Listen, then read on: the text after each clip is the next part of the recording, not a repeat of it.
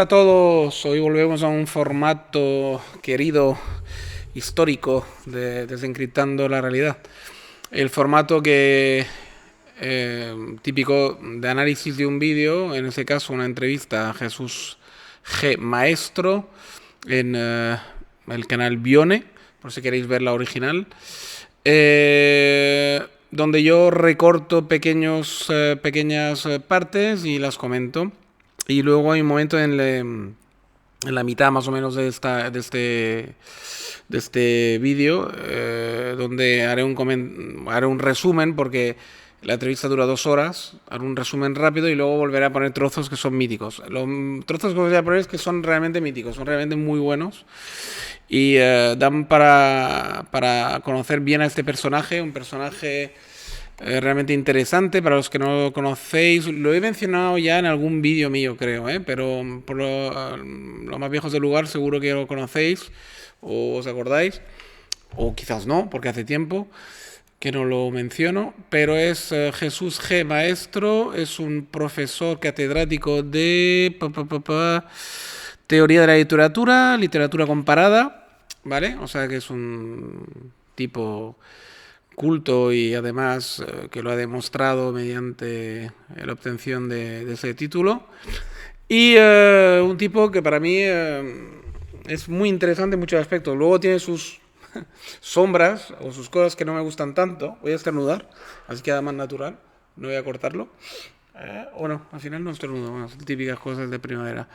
Pero que realmente es un personaje interesante en muchos aspectos. Luego tiene un canal de YouTube desde hace mucho tiempo. Ahí yo lo descubrí por ese canal. A su vez por otros, me parece porque lo mencionaba alguien en otro canal, bueno, lo típico. Pero yo lo descubrí en su canal directamente, que tiene un canal que se llama igual que él, Jesús G. Maestro, ¿vale?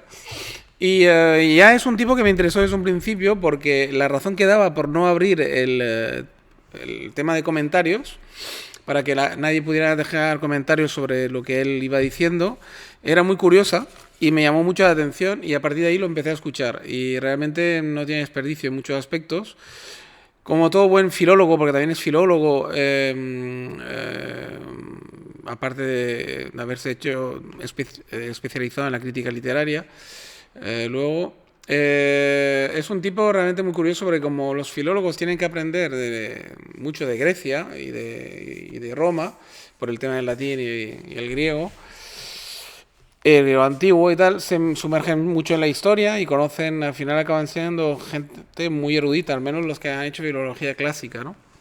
Yo no sé si exactamente el caso de este hombre, pero bueno, el caso es que bien sea porque lo ha hecho, bien sea porque se ha instruido él solo, el caso es que, digamos, es un tipo muy interesante en muchos aspectos, ¿no?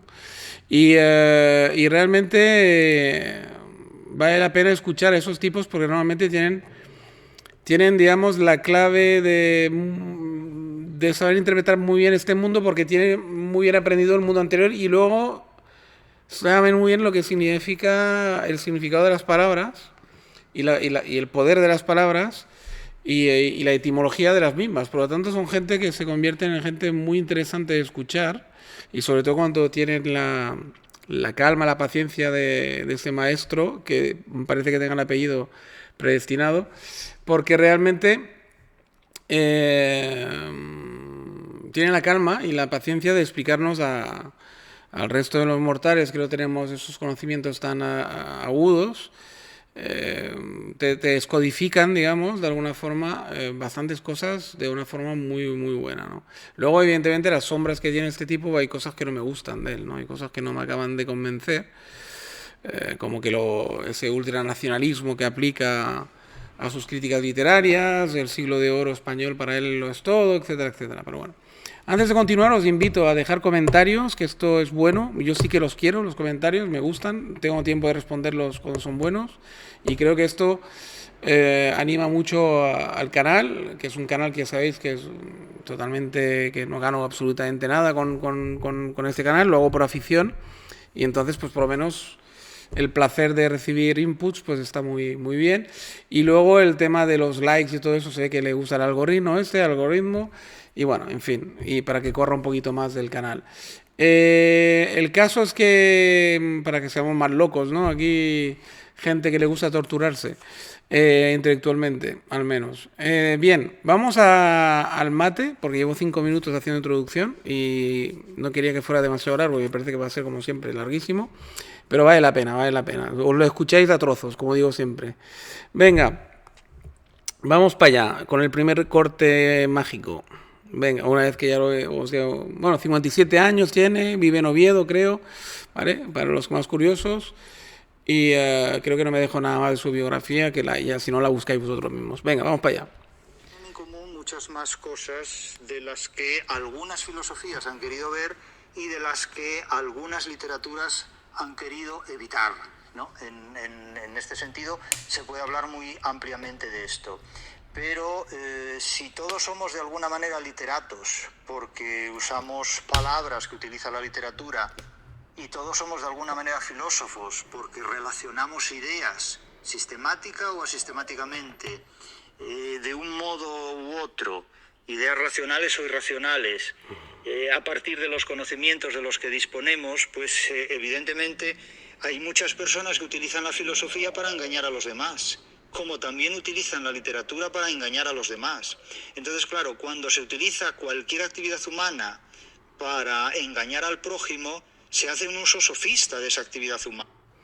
Bueno, esa introducción viene de una pregunta que le hace el tipo, que le dice que...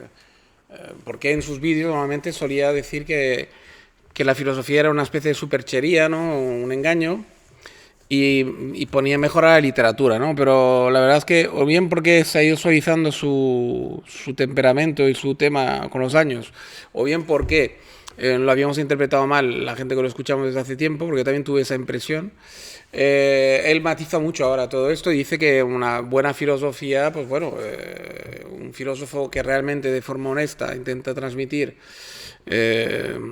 una forma de pensar o de analizar la realidad honesta y buena puede ser muy válido, y además dice que dentro de la filosofía que ya está hecha hay ejemplos válidos, pero critica la filosofía que normalmente más triunfa además en Occidente, y más ha triunfado siempre, y triunfa entre los jóvenes muchas veces, ¿no? Que es la filosofía, pues, de tipos como Nietzsche, como tal, bueno, que son para él idealismos muy peligrosos, que de hecho es verdad que en el caso de Nietzsche lo han demostrado que hay malinterpretado, y se malinterpretó en los años 30 por parte de los alemanes que luego crearon el nazismo. Pueden ser peligrosas porque son eso, idealismos, y el idealismo siempre encierra un cierto peligro, ¿no? Y todo el idealismo para él y para mucha gente erudita que habla con ellos empieza con Platón, ¿no? Muchas veces, que es un idealismo que al final sirvió para, por ejemplo, muchas veces que la iglesia manipulara al pueblo, ¿no? Vamos a seguir por ahí, porque realmente hay otras perlitas, hay varias de hecho. No sé si las haré todas, las que he apuntado, pero bueno, vamos a intentarlo, porque si luego mis comentarios son cortitos, ¿por qué no? ¿No? Porque vale la pena de verdad escuchar esas perlitas de esa entrevista, porque realmente Jesús es un tipo, como todos los tipos inteligentes y cultos, con un sentido del humor y con un sentido de bastante peculiar y bastante interesante. Vamos a ir por ahí, por este. Hacemos en manos de alguien que nos quiere engañar, se convierte en un instrumento de un engaño tremendo. ¿Acaso no es un engaño el idealismo alemán en muchos aspectos? Y pasa por ser una de las filosofías más potentes de la historia del pensamiento.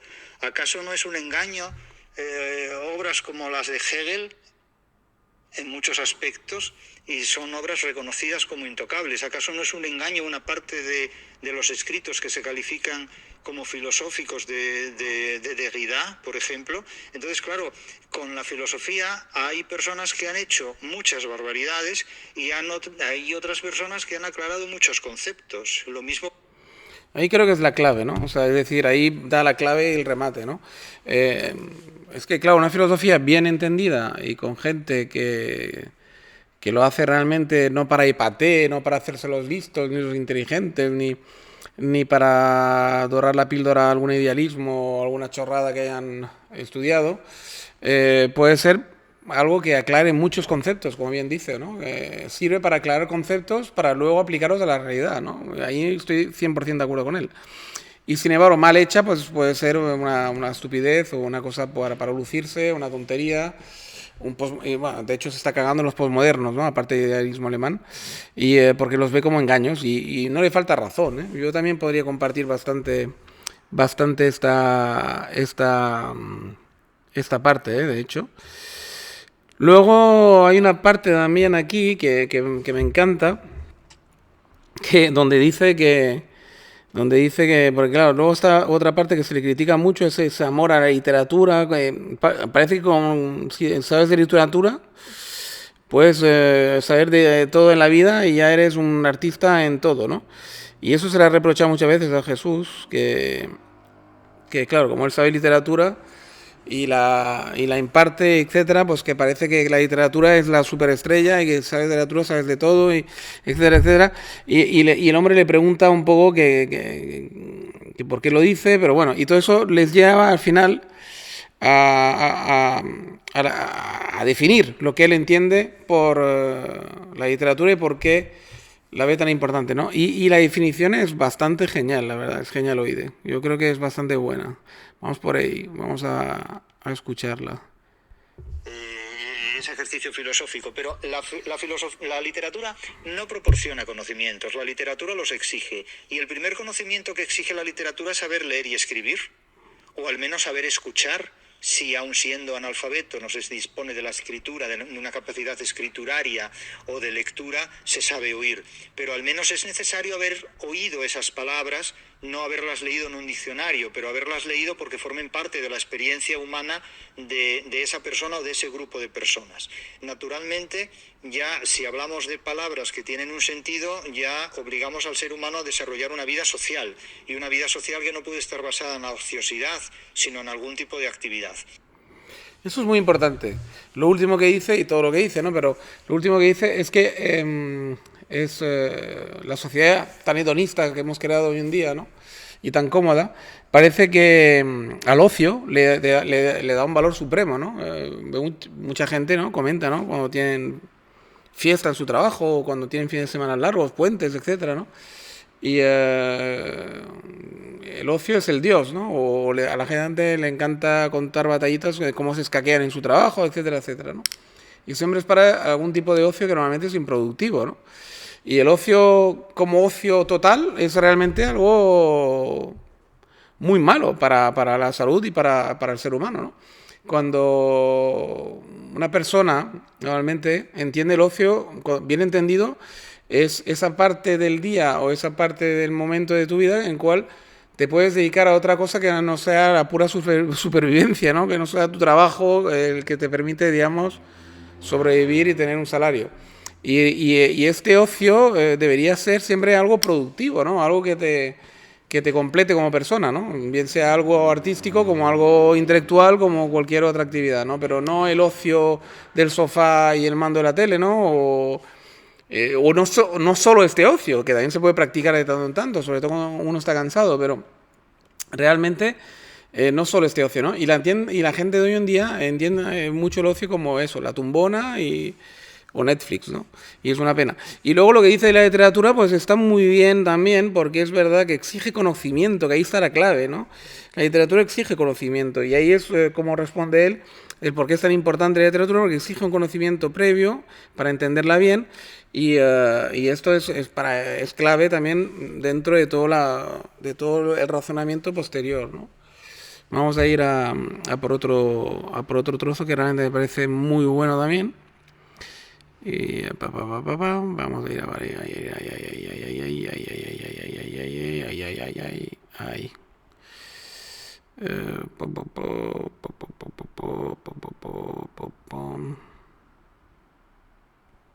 Sobreabundancia de libros donde se proponen filosofías y conceptos. A ver, eso es la pregunta, a ver si puedo captarle ya la respuesta.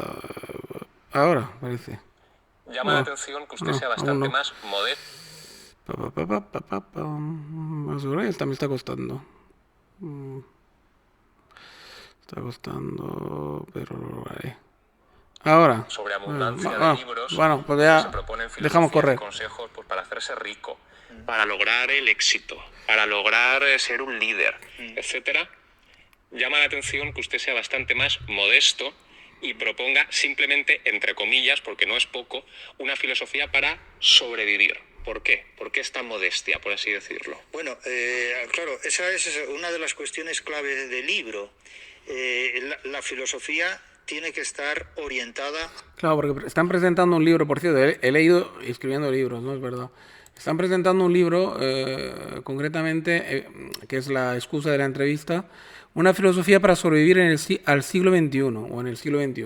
Muy bueno, por cierto, parece ese libro. No lo he leído, pero tiene buena pinta. Y por la entrevista dan ganas de comprarlo. Es probable que lo compre.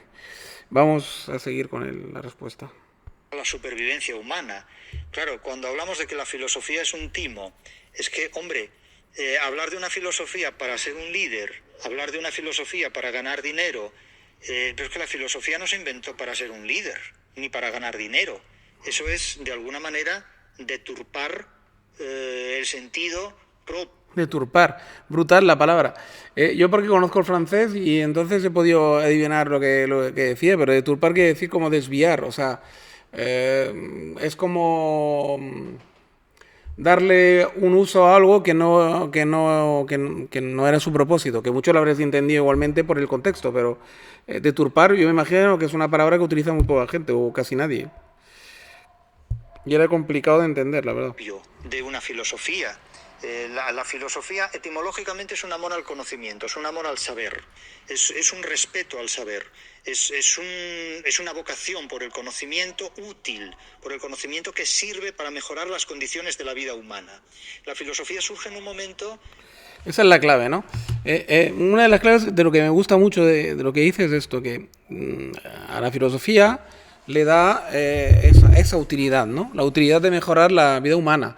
Y eso es lo que realmente yo creo que sirve una buena filosofía, ¿no? O debería servir, al menos para eso, no para hacernos sistemas de pensar sistematizados y historias de estas, sino realmente para... Si una filosofía es buena o no es buena en la medida que sirve para que la gente mejore en algo en su vida, ¿no? Si no, no me sirve, porque filosofar no es crear sistemas de pensamiento, como dicen tanta gente. Eso es una chorrada, o sea, con perdón, pero es intentar que la gente pues tenga pueda, digamos, solucionar algún tipo de problema en su vida, ¿no? Yo creo que ahí está lo bonito, ¿no? Y vamos a seguir, o algún tipo o poder reflexionar sobre las grandes cuestiones de la vida, ¿no? Las eternas, ¿no? Las que parecen que no tengan solución, ¿no? Yo lo veo así. Todo lo demás, sistemas, tal, todo eso son, pues eso, engaños. Yo también estoy con él. Son para engaños, para, bueno, crear chiringuitos, o apoyar chiringuitos políticos, o ideologías y chorradas por el estilo. Vamos por ahí. Pero a la filosofía le han ido comiendo el terreno, originariamente las religiones, posteriormente la política y las ideologías y actualmente la autoayuda. Los libros de autoayuda son en el fondo libros de filosofía idealista que idealizan eso, el trabajo, el éxito, el dinero, para conducir al ser humano al fracaso, a la extenuación laboral, al fracaso económico, porque unos son extremadamente ricos y otros son extremadamente pobres. Entonces, pero es que la filosofía no es eso, es que la filosofía es otra cosa. Eso va muy bien porque eso va como anillo al dedo para los criptobros y para toda esta filosofía que hay hoy en día de los falsos estoicos, estos que pululan por ahí, todas esas canales de YouTube, ¿no? Para estoicos, y los jovencitos lo consumen con fricción, ¿no? Que les enseñan a ser soldados del mercado al final, ¿no? Y a trabajar hasta la extenuación para, en muchos casos, fracasar totalmente, tanto a nivel emocional como a nivel personal, y encima no hacerse rico, ¿no? Así que yo aconsejaría mucho que tengan mucho cuidado con las falsas aplicaciones de la filosofía, porque de verdad que la filosofía no se hizo para eso, no se hizo ni para triunfar, ni como autoayuda, ni nada por el estilo, ¿no? Y a eso lo apoyo totalmente también, o sea, es que hay muchísimas cosas que estoy de acuerdo con él. De hecho, lo único que no estoy de acuerdo con él es el enfoque ese ultranacionalista que tiene, ¿no? De la literatura española, pero bueno. Aparte de eso, la verdad es que es muy válido muchísimas cosas de las que dice, ¿no? Vamos a seguir con un corte más, que también me parece que da pie a cosas bastante guapas. Lo que pasa es que me está costando hoy pillarle el tranquillo al tema, ¿eh? No sé por qué me está costando tanto. No, vamos a dejar correr por ahí. Diccionario, como ocurre en 1984. Esos procedimientos, el miedo, la mentira y la culpa, han existido desde siempre. Han existido desde que el ser humano tiene una vida social. Eso así, el miedo, la mentira y la culpa han existido desde siempre. Y se han explotado desde siempre. Pero no es necesario ni siquiera invocar el poder. Poderes hay muchos poderes y en conflicto unos con otros. Quiero decir, no hay un único poder. Si hubiera un único poder no habría ningún problema. Habría alguien que lo ejerce y otros que obedecen y ya está. Pero el problema es que no hay un poder único y estable. Hay un poder dominante que trata de dominar frente a otros poderes también dominantes en sus terrenos y que tratan de dominar. Es decir, aquí siempre hay un conflicto, una armonía, una conjugación de poderes. A veces cuando esa armonía se rompe, pues se utiliza una dosis de violencia con fines diversos, ¿no? Muy importante también esa parte, ¿no? Muy importante esta parte porque ahí define perfectamente, una cosa que también aún utilizan muchos canales de YouTube, muchos youtubers, la tontería eterna esta de siempre de que hay un grupo de poder, que normalmente suelen ser, además, claro, los sionistas, los judíos y tal y cual, para muchos, tanto los de la extrema izquierda como la extrema derecha, y muchos también, mucha gente que no comulga a lo mejor con la extrema derecha o la extrema izquierda, pero por comodidad intelectual se comen toda esta tontería de que hay un grupúsculo de humanidad, tal. No, es mentira. Hay muchos poderes, hay muchos estados, mucha gente, muchas razas, muchas razas. Ya no sé que no está de moda lo de razas, muchas diferentes gente que se disputan el poder, ¿no? Somos manadas de lobos, ¿no? Los humanos al final, ¿no? Y cada manada tiene su líder, cada manada quiere su terreno, su caza, etcétera, etcétera. Y luego, pues a veces se pueden conjugar grupos contra otros o no, o todos contra todos, ¿no? Es que depende del momento histórico, depende de muchas cosas, pero creer que pueda haber un solo mando, claro, es lo que dice él, si hubiera un solo mando, sería muy fácil, ¿no? Todo se vería muy claro el mundo. O sea, si hubiera realmente un grupo de poder, pues todo el mundo remaría más o menos en la misma dirección, haría lo mismo. Y muchos dirán, pues eso es el mercado. Pues no, el mercado no es esto. El mercado es otra cosa. De hecho, lo va a ir explicando, lo va a ir desgranando a lo largo de la entrevista. Ya veréis. Pero que no tiene nada que ver con el mercado. El mercado no se puede llevar de una sola persona. Para empezar, un mercado global, ya lo dice la palabra, es global. Y son miles de millones que se manejan cada día en muchísimos sitios del mundo. Y eso no lo puede manejar un grupo pequeño de poder, un solo grupo no. Varios grupos de poder sí, pero uno solo no. Es imposible ese volumen de manejar. Y lo grande que es el planeta Tierra es que no nos podemos imaginar, claro, la cantidad de personas que hay en el planeta Tierra y la cantidad de intereses, por lo tanto, cruzados que hay. Es brutal. Y entonces, imaginarse que un pequeño grupo puede conseguir armonizar todo esto y que todos hagan lo que ellos quieren, es como soñar, ¿no? O sea, quiero decir, es un idealismo más. En este caso, súper negativo, súper infantil, pero bueno. Vamos con otra parte, si lo consigo, porque, macho, hoy tengo problemas, para eso. Ahora me parece que lo he conseguido. Otro tema. Es decir, la sumisión hoy día está muy bien pagada. El siglo XXI paga la sumisión mejor que ninguna otra etapa de la historia. Es decir, al rebelde hoy ya no se le quema vivo en la plaza del pueblo, no se le guillotina en posterior Plaza de la Concordia. Esto no ocurre. Es decir, hoy digamos a la gente se la educa por las buenas para que no moleste.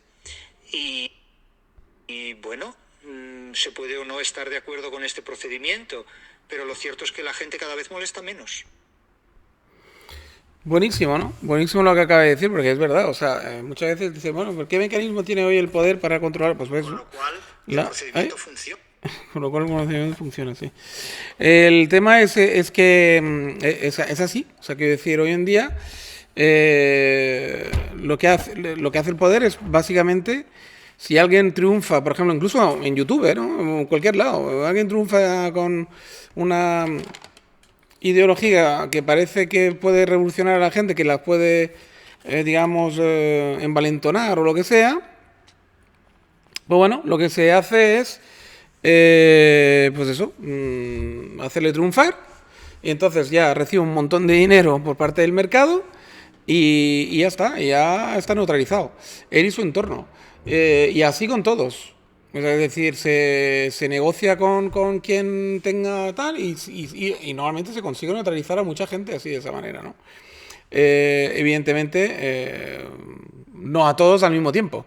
Y entonces por eso todavía hay muchas cosas descontroladas que el mercado no puede, global, no puede, digamos, manejar, ¿no? No puede manejarlo todo. Sobre todo cuando hablamos mercado global de los Estados Unidos, que ha impuesto los Estados Unidos básicamente, ¿no? Pero sí que es verdad que el método es eficaz. Ahora, claro, no es infalible ni puede actuar en todas partes, en todos los sitios al mismo tiempo, ¿eh? Eso que quede claro. Para los conspiracionistas que creen que tal, que el mercado lo puede todo y que lo hace todo en todas partes, no, es imposible, ¿vale? Ahora, ¿que es un método eficaz? Sí, mucho, y demuestra su eficacia cada día, ¿no? Eso sí. Vamos un poquito más para adelante, a ver si puedo ver otra cosilla. Yo creo que sí, que lo tengo. Vamos por ahí, que me parece que está bastante guay también ese trozo. Y nos puede aportar bastante. Lo que pasa es que hoy cuesta, no sé por qué. Normalmente no me cuesta tanto, estoy perdiendo un montón de tiempo con la tontería esta. Bueno, vamos a ver.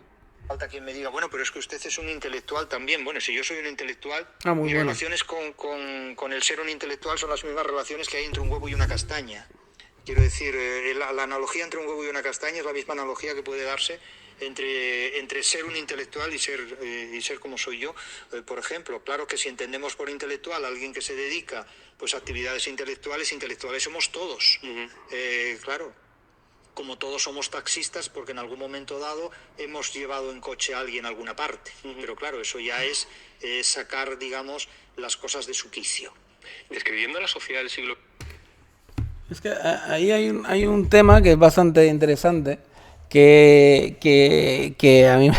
Bueno, está muy bien porque, claro, hay un momento que el entrevistador le dice, bueno, pues si un intelectual, digamos, es el... Porque él anteriormente decía que el intelectual es el equivalente al cura de antes, ¿no? Es el que apacigua digamos, las masas con retórica, con sofismos, y etcétera, etcétera, ¿no? Y entonces le dicen, bueno, pero usted se dedica a una actividad claramente intelectual, ¿no? Y entonces, claro, hace una especie ahí para salvarse un quiebro genial, bien hecho, pero que de alguna forma yo no sé si lo logra demasiado. A mí no me ha convencido demasiado su definición de lo que es un intelectual y por qué él se aparta del intelectualismo que él define, ¿no? Yo creo que habría estado mejor diciendo que él es un intelectual también, pero que no... o al menos de momento no pertenece a los que sirven al poder claramente, sino que bueno, que está en una vía más de reflexión y que cree él que puede servir a gente más bien a liberarse o digamos a no estar en ese apaciguamiento que el poder busca, ¿no? Pero claro, de la manera que lo ha dicho es un poco es un poco así como pero yo no soy así. En fin, me ha hecho un poco de gracia, la verdad, ¿no? Vamos a un poquito más para adelante, que dice también alguna cosa interesante, no muy lejos de hecho de ahí. Vamos a ver, creo que es por aquí. A ver, hostia, es que me está costando hoy una barbaridad, ¿eh? Una barbaridad. Centrar el vídeo al minutaje que yo quiero, ¿no? Bueno, pues vamos a ir escuchando, a ver qué dice aquí. Cualquier cosa que digan está bien, porque la felicidad, ¿qué es la felicidad? Es la vida. La felicidad es escuchar el mar. La felicidad es leer poemas de amor. La felicidad es pasar las noches con Virgilio, que tiene tela el tema. La felicidad es tener salud, que es lo que yo digo. Para mí la felicidad consiste en tener salud y en cuidar de la salud de quien no la tiene. Porque uno no puede vivir descuidando la salud de sus seres queridos. Y te hace muy infeliz no poder ocuparte de la salud de las personas queridas. Eso para mí es la felicidad. Ahora bien, no hay una ciencia de la felicidad. Entonces, mientras la gente busque la felicidad y deje tranquila la libertad, habrá menos problemas sociales y menos problemas políticos. El siglo XIX hizo muchas guerras en nombre de la libertad. La Revolución Francesa se hizo en nombre de la libertad. Entonces, si hubieran luchado por la felicidad, que también lo hicieron a su manera, pero pasando por la puerta de la libertad, porque el lema era libertad, igualdad y fraternidad, no felicidad, la felicidad llegó mucho después, pues claro, la felicidad es más terapéutica, menos problemática, menos controvertida. De hecho... Ahí, bueno, hace una dicotomía entre felicidad, digamos, versus libertad, ¿no? Y que hoy en día estamos más en la promoción de la felicidad, claro, y del hedonismo, para que la gente no busque la libertad, ¿no? Y está muy bien definido también esa parte. Luego, más adelante, tiene otra definición bastante interesante también de otra cosilla. A ver si lo logro. Joder. Bueno. Feliz, porque por mi experiencia diría que quien es feliz no vive preocupado por la felicidad, lo es y punto. Indudablemente, a mi juicio sí. Una vez le preguntaron al director del diario El Comercio de Gijón, Francisco Carantoña, en qué consistía la felicidad. Y él dijo en vivir sin echarla de menos. Dijo precisamente eso, en vivir sin echarla de menos. Yo he dicho en otras ocasiones que la felicidad es el objetivo de las sociedades emocionalmente fracasadas. Es el objetivo, básicamente, de las personas infelices. Claro, porque si el enfermo añora los momentos de salud, si el encarcelado desea salir de ahí, disfrutar de una libertad física, sobre todo, pues evidentemente el infeliz busca una felicidad. Pero ¿sabe realmente? Es muy buena esa parte, muy buena, la verdad. La definición de felicidad, digamos, personal por una parte, y luego, pues eso, ¿no? Lo que se busca con ese anhelo, ¿no? De obsesivo en algunos momentos por parte de algunas personas, ¿no? Y que normalmente pues ser infeliz, evidentemente, el que busca la felicidad, ¿no? El que habla de felicidad todo el rato, y etcétera, etcétera, pues normalmente es el infeliz, porque es verdad que si lo eres, ni la echas de menos, ni hablas de ella, porque simplemente no la necesitas, o sea, no vas a estar andando buscando algo que ya tienes, ¿no? Y no te das ni cuenta que la tienes, porque ya la tienes. O sea, está bien, esa parte, está muy bien, de hecho. A ver, es que, claro, os quería evitar muchas veces la intervención del entrevistador, porque no nos sirve para mucho, lo que queremos es oír a Jesús, pero es que a veces no hay manera de que centre el minutaje, ¿eh? Entonces tenéis que comer pues un poquito de parte de la pregunta, como ahora. Material, porque cuando uno no tiene de comer ni donde dormir, creo que difícilmente se puede preocupar por ese tipo de... El declive del narcisismo, a mi juicio, llegará cuando el autoengaño no se pueda sostener. Y no se pueda sostener porque una experiencia como, por ejemplo, la guerra lo destruya completamente. A mi juicio, la guerra es la distancia que separa a los idealistas de la realidad. Y donde digo idealistas puedo decir narcisistas. En una guerra no hay tiempo para narcisos. En la paz, tal vez sí. Pero en una sociedad donde los recursos humanos para vivir aislado de la realidad, al margen de la realidad, son tan notables, son tan poderosos, pues es una fábrica de narcisos. Es decir, las redes sociales son la placenta del narcisismo. Ahí, pero no solo ya las redes sociales, sino también una educación destinada a la autosatisfacción emocional del ser humano es también una fábrica de narcisos. Es decir, es que es la planta de natalidad de narcisos de una sociedad, en definitiva. Es un natalicio de narcisistas completamente. Es una fábrica, es un criadero de narcisos nuestra sociedad. Entonces, ¿dónde acaba eso? Pues acaba donde empieza la realidad. Eso está muy bien, porque ahí le hace hablar de por qué hay tanto narcisista hoy en día, bueno, y apunta muy bien que la red es un amplificador de narcisista, ¿no? Eso desde luego siempre los ha habido, pero es que hoy en día los hay más que nunca, y porque también el posmodernismo y el wokismo y todas estas ideologías pues están haciendo lo que dice él, de criadero de narcisos, ¿no? Y por eso hay cada vez más y cada vez provocan más problemas los narcisistas, ¿no? Los narcisistas. Entonces, ahí está muy bien apuntado también y por eso esta respuesta yo creo que era muy buena de escuchar también, ¿no? Un poquito más adelante hay otra cosita que no está nada mal, a ver si consigo apuntarlo. A ver. No, parece que sí que lo he apuntado más o menos. A ver, vamos para allá. Amplían algunas de las ideas del ensayo sobre la democracia, sobre el fracaso de la democracia. Lo que sostienen es que la democracia no ha existido siempre. La democracia es un guadiana en la historia. A veces aparece y a veces desaparece. La democracia en unos casos manifiesta una forma de articular las libertades y en otros manifiesta otras formas de articular esas libertades. No toda democracia defiende del mismo modo el mismo tipo de libertad. Las cosas han cambiado a lo largo de la historia. La gente a veces considera que a medida que avanza la historia la libertad se amplía. Yo creo que a medida que avanza la historia la libertad experimenta cambios. Hoy no tenemos una libertad mayor de la que teníamos en todos los aspectos hace 300 años. Hoy tenemos... Eso está muy bien también, esa definición de la libertad y de los diferentes conceptos que ha tenido a lo largo de la historia. En un libro que analicé sobre, si no recuerdo mal, eran cosas como de el concepto este del castigo, el concepto, digamos, de qué se ha visto éticamente bien de la ética, ¿no? A lo largo de la historia, cómo ha ido cambiando, pues se podría aplicar también a la libertad, ¿no? Es un concepto que ha ido cambiando con la historia y está muy bien que muy bien apuntado por su parte el subrayarlo, ¿no? Que no hay un concepto de libertad único, sino que ese concepto ha ido cambiando a lo largo de la historia, ¿no? Y que la libertad que gozamos hoy en día, pues no es ni mejor ni peor, sino que simplemente se adapta a la tecnología y a todo lo que tenemos hoy en día, ¿no?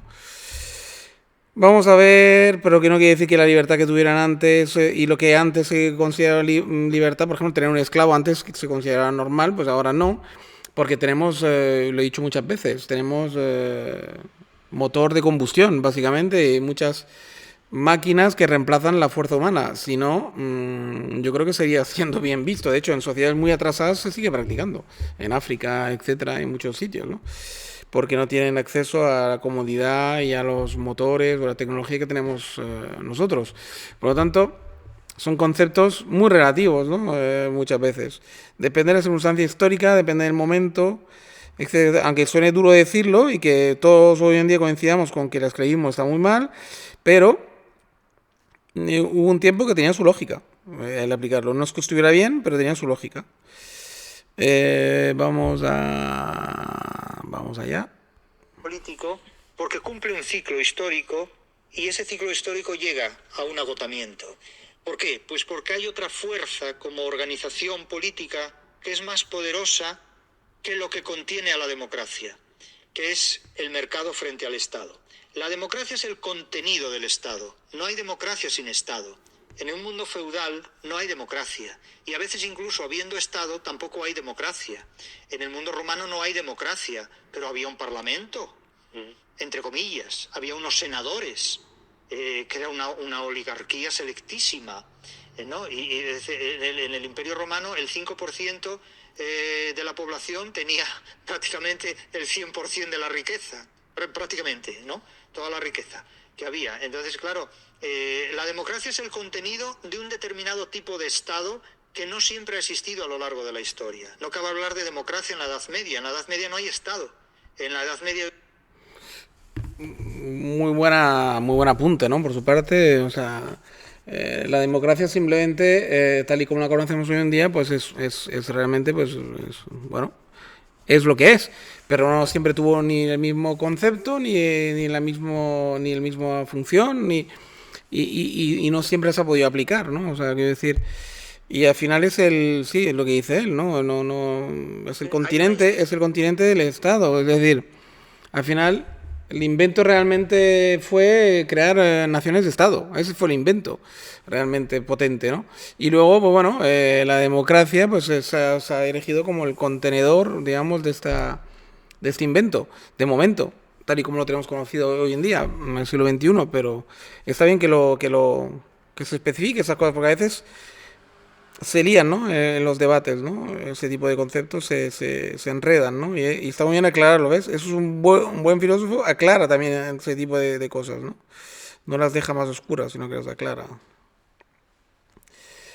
A ver, ¿dónde estoy? Bueno, un poquito más, no se puede. A ver.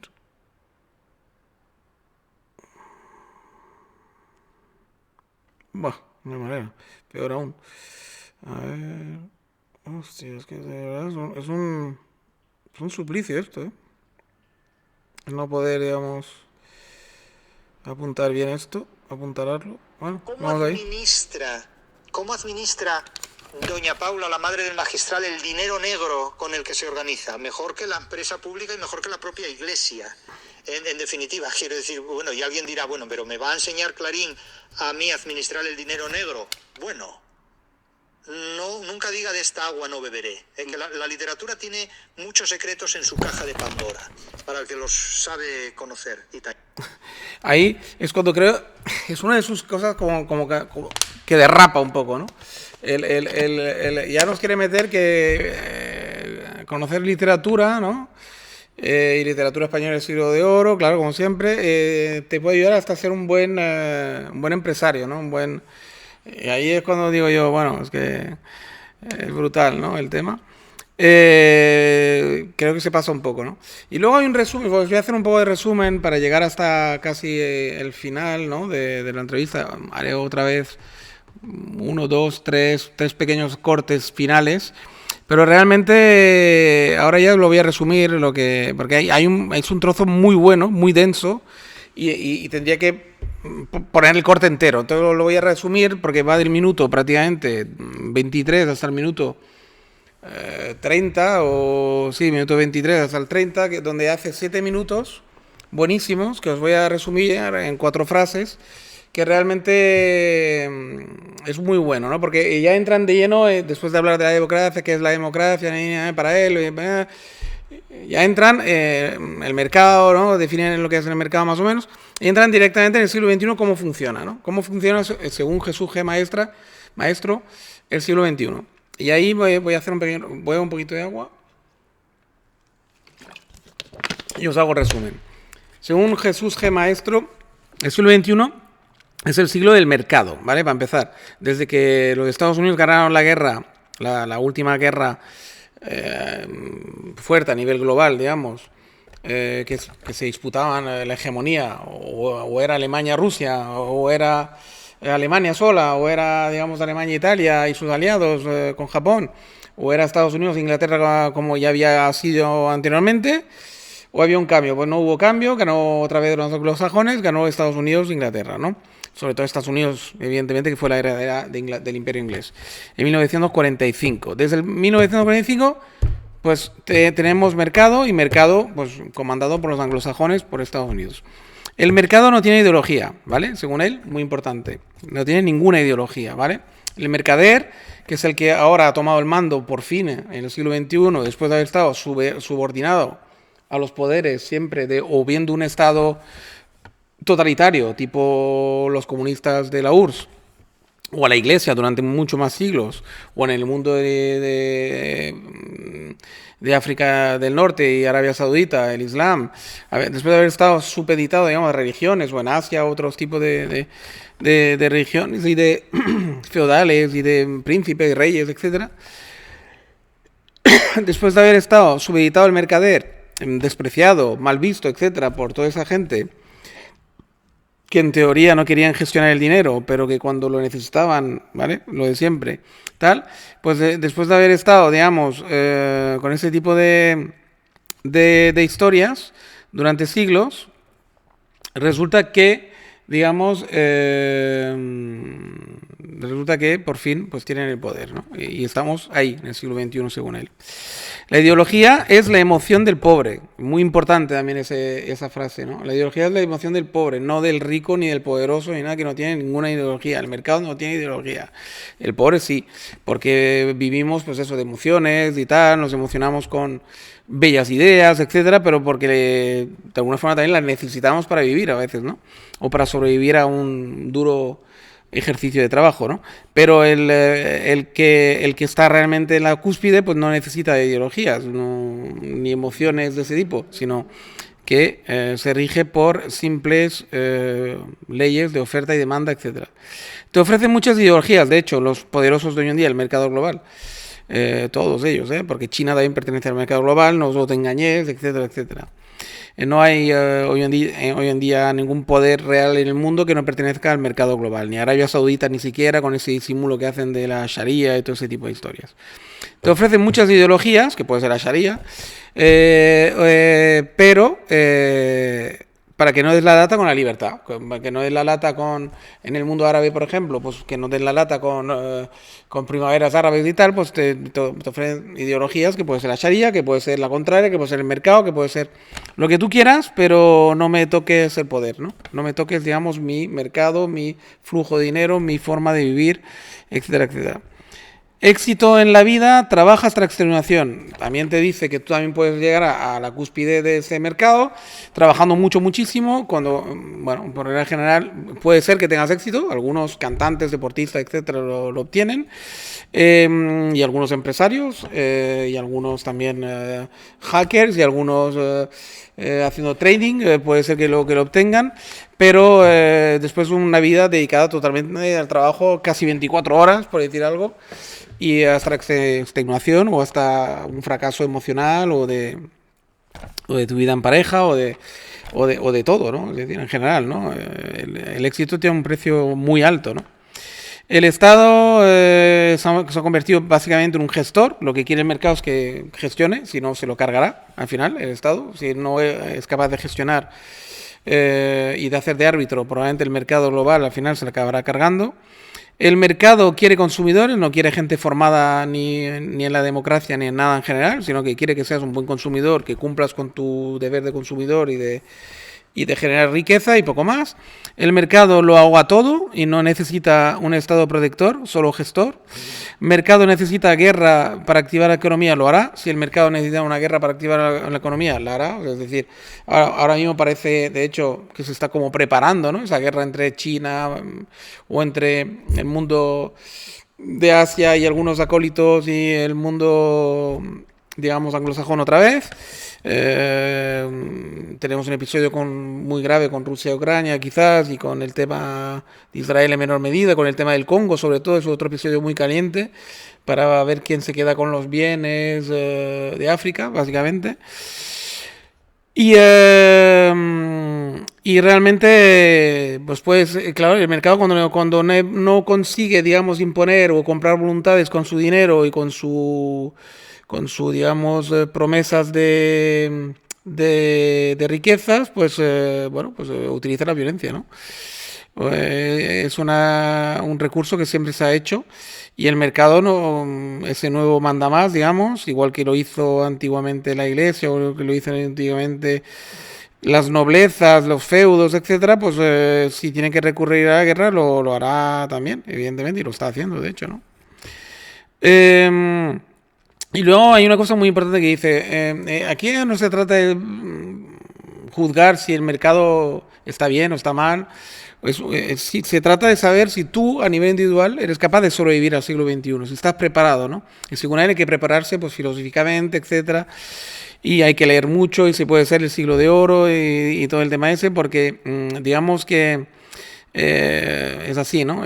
Primero fue, según él, la Ilustración tuvo la ocurrencia de dar de que mandara al pueblo sin el pueblo, ¿no? Como dice él, la Ilustración fue todo para el pueblo sin el pueblo, y ahora pues de alguna forma se dieron cuenta que en el fondo pues por qué no dejar al pueblo que se gestione de forma cíclica con la democracia y tal y cual.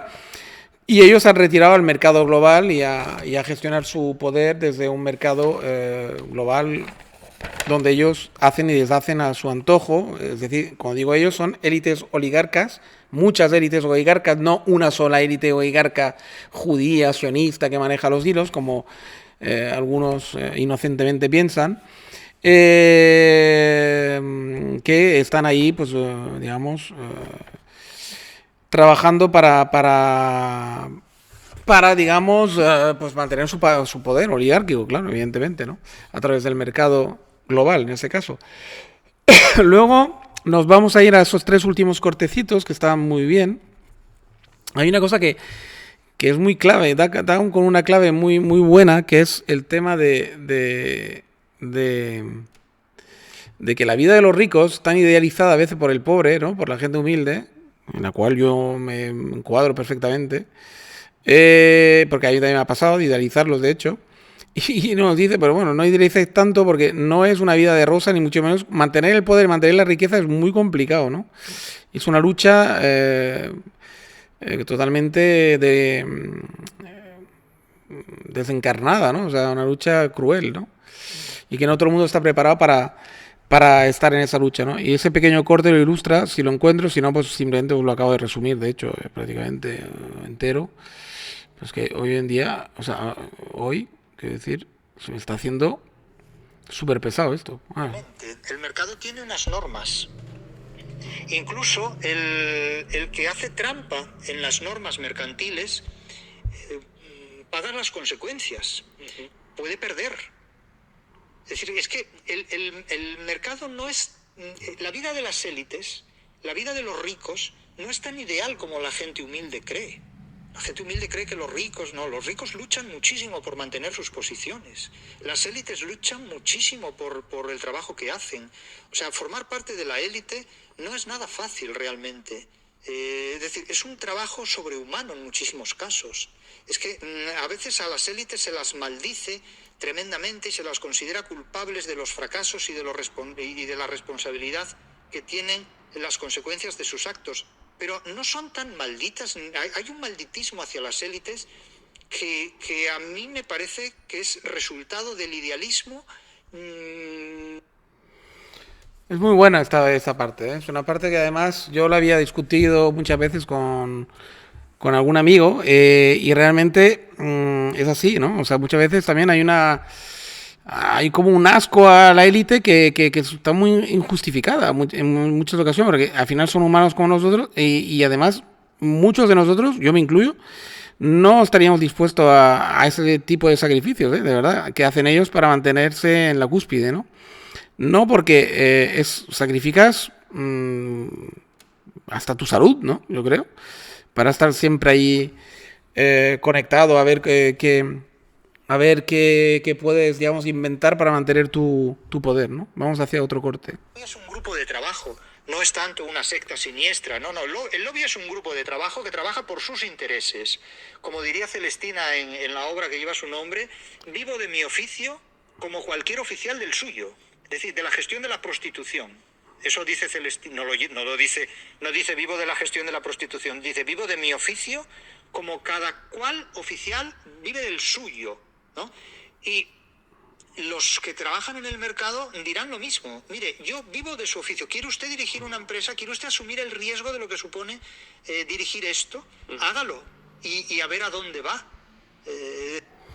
Eso está muy bien también. Eso va de lleno en la línea de flotación también de mucha gente que está con los lobbies, que si el lobby, bueno, ya saben lo de siempre, el lobby judío, pero también contra otros tipos de lobbies que están siempre con el lobby, vamos a imaginar, ya sabéis que en la red está lleno de gente que critica el lobby LGTBI+, el lobby no sé qué, el lobby... Bueno, cuidado, los lobbies trabajan para lo suyo, para su sector, para sus cosas, y hay muchos lobbies y de muchas, para muchas facciones de poder en la sociedad, ¿no? Y trabajan, pues como bien dice él, pues para lo suyo, para prosperar su pequeño grupo, su pequeño lobby, que ya lo dice la palabra, etcétera, pero no hay que maldecirlos. Es que son gente que hace su trabajo, pues igual que el panadero hace pan, quiero decir, se dedican a favorecer un grupo oligárquico de poder o un grupo más pequeño que aspira a ser oligarca, que todavía no tienen poder absoluto o lo quieren, digamos, conservar o lo quieren alcanzar. Y son gente que gestiona esto, se dedican a esto, ya está, no hay más. No hay que ver más historias donde no las hay. Vamos al último corte. Son utopistas impresionantes. Entonces, incluso hasta las filosofías más materialistas, como la marxista, desembocan en un idealismo galopante y muy seductor. Entonces, cuando Marx escribe toda su obra, destinada a unir a todos los proletarios del mundo, quienes se toman esa obra en serio son los mercaderes. Y los mercaderes dicen, pero si aquí tenemos la solución a nuestros problemas, vamos a unirnos. Los que se han unido no han sido los trabajadores, que están más divididos que nunca. Los que están unidos son los mercaderes, son los amigos del comercio que han hecho la globalización. Hoy día, ¿quiénes están enfrentados? Los trabajadores. Los trabajadores en todos sus diferentes géneros y especies. ¿Y quiénes están unidos? Los amigos del comercio. Ahora, la idea primera para unirse fue la del proletariado. No lo hizo. No lo logró. Se dividieron en naciones, se dividieron en ideologías, se dividieron en facciones y en sectas. No lo consiguieron. Los que sí se unieron silenciosamente y prudentemente fueron los mercaderes, los amigos del comercio, ¿no? Es muy bueno esto, ¿eh? Como remate. Y hasta te da una definición perfecta de del fracaso del comunismo, ¿no? De por qué ha fracasado el comunismo y por qué, o la idea del comunismo, original al menos, el Marx, y encima cómo, según él, dio la idea a los mercaderes de unirse de forma global, como querían hacer los comunistas con los proletarios, ¿no? Los proletarios del mundo, ¿no? O sea que el fracaso de unos se convirtió en la idea del éxito para otros. O sea, es decir, fijaros como a veces, si Carlos Marx levantara la cabeza, diría, hostia, pues mira, mi idea de unión global, transnacional, digamos, ¿no? Para unir a todos los pueblos del mundo, al final sí que lo único que he hecho es unir a la mayoría de las oligarquías del mundo, ¿no? En ponerse de acuerdo en que lo que tenía que hacer el dinero era circular sin trabas a lo largo y ancho del mundo para poder beneficiar a unos ciertos oligarcas o unas ciertas oligarquías y de poderes a lo largo y ancho del mundo diferentes, pero bueno, que tienen como única norma común de que hay un mercado global que hay que respetar, que es la transacción transnacional de bienes y de divisas para poder favorecer a que, digamos, pues el dinero prácticamente o el enriquecimiento no tenga al menos un límite sobre el papel, ¿no? Muy interesante esa entrevista, muy interesante el personaje, espero que os haya gustado a vosotros también. Y realmente, aparte de sus obsesiones con el siglo de oro y con español y con ese nacionalismo un poco que tiene, etcétera, etcétera, todo lo demás me parece genial el personaje y el planteamiento, etcétera, ¿no? O sea, muy atractivo todo y espero que os haya gustado a vosotros también y que saquéis unas conclusiones, porque de verdad que rascando bien en esa entrevista, rascando bien en ese personaje, se pueden encontrar muchas respuestas a muchas preguntas y muchos debates que se plantean en la red continuamente, ¿no? Para mí. No todas, no de todos los debates, pero de una buena parte. Venga, pues un saludo a todos, hasta la próxima y cuidaros mucho, como digo siempre. Chao, chao.